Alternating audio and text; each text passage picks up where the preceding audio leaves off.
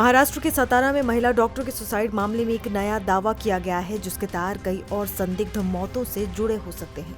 सवाल उठ रहे हैं कि क्या पोस्टमार्टम रिपोर्ट में हेरफेर का एक बड़ा रैकेट सक्रिय है? क्या पुलिस और राजनीतिक दबाव ने लेडी डॉक्टर को इतना मजबूर कर दिया कि उन्हें अपनी जान गंवानी पड़ी? और क्या इससे पहले भी कई हत्याओं को आत्महत्या का जामा पहनाया गया है? अब पूरा मामला समझिए।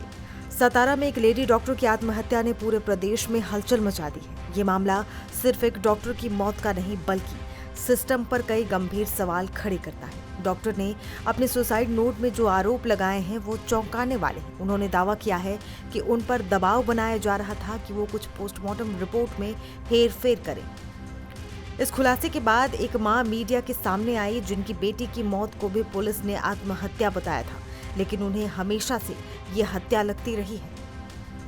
सबसे हैरान करने वाली बात ये थी कि उनकी बेटी की पोस्टमार्टम रिपोर्ट पर उसी लेडी डॉक्टर के दस्तखत हैं जिन्होंने बाद में आत्महत्या कर दी। अब सवाल ये कि क्या ये सिर्फ एक संयोग है या एक गहरी साजिश?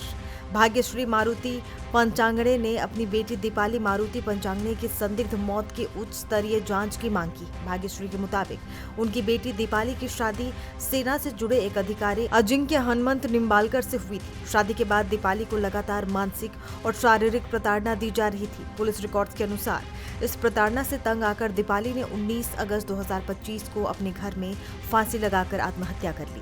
लेकिन दीपाली की मां भाग्यश्री इस बात से इत्तेफाक नहीं रखती। उनका साफ कहना है कि यह आत्महत्या नहीं बल्कि हत्या थी। उन्होंने आरोप लगाया कि बेटी की मौत के बाद पुलिस ने उन्हें 5 दिनों तक पोस्टमार्टम रिपोर्ट ही नहीं दी।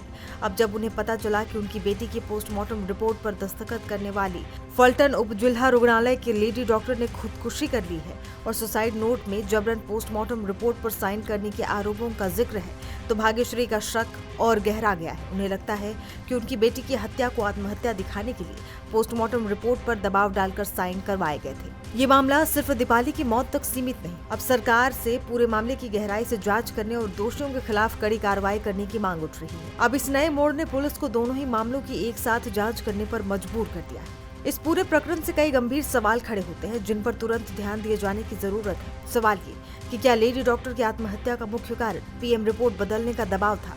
इस दबाव के पीछे कौन लोग थे और उनके क्या मकसद थे? क्या पोस्टमार्टम रिपोर्ट में हेरफेर करने का कोई बड़ा रैकेट सक्रिय है? पुलिस अब इंस्पेक्टर और सॉफ्टवेयर इंजीनियर का इस पूरे मामले में क्या रोल था, जैसा कि डॉक्टर के सुसाइड नोट में आरोप है? क्या दीपाली की मौत वाकई हत्या थी जिसे आत्महत्या बताया गया? क्या दीपाली की तरह और भी कई ऐसे मामले हैं जहां मौतों को गलत तरीके से वर्गीकृत किया गया है? और सबसे अहम सवाल, वर्तमान में इस केस की जांच किस दिशा में चल रही है? फिलहाल सूत्रों से मिली जानकारी के अनुसार लेडी डॉक्टर आत्महत्या मामले में पुलिस केवल आत्महत्या के तत्कालीन कारण की जाँच कर रही है, यानी डॉक्टर के हाथ पर लिखे सुसाइड नोट में बलात्कार के आरोप की। डॉक्टर ने अपने हाथ पर लिखा था कि सब इंस्पेक्टर ने उसके साथ 4 बार रेप किया था और सॉफ्टवेयर इंजीनियर ने उन्हें मानसिक रूप से प्रताड़ित किया।